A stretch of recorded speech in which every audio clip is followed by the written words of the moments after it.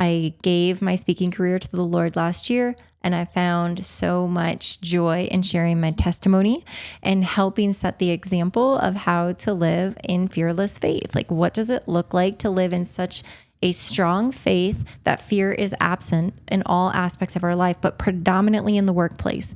Because that is where, as a Christian executive in corporate America, I have found the greatest challenge is, how do I bring Christ to work in all things? Because it is not easy. There's a lot of temptation in the marketplace. There's a lot of trials, and there are triggering events that occur.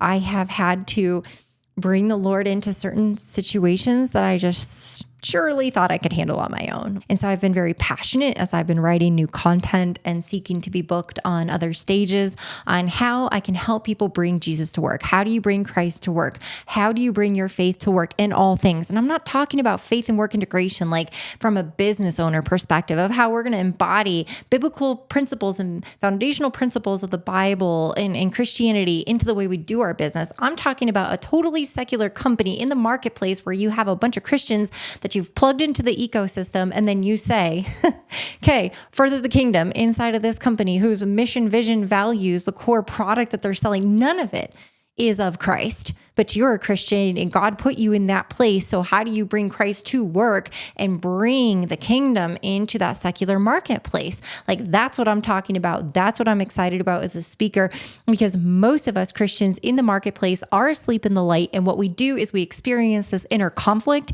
and now we're stuck.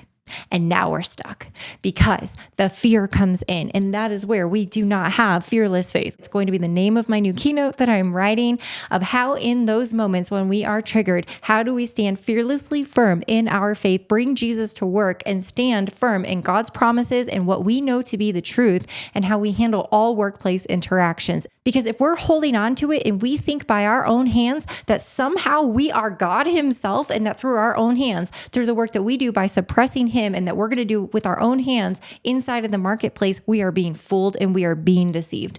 Only God himself can carry out that plan for our lives, but we have to invite him in there to do it. As I continue to build my platform, as I continue to write new content, as I continue to seek and ask and apply to be put on stages, my message is going to be rooted firmly in fearless faith in the workplace on how we stand firm. If you are connected to someone, anyone, an association, a church, a conference, a something that you know has an upcoming event and they're looking for speakers, it would mean so much to me. If you told me about it, I'd be happy to do the lift to apply for it.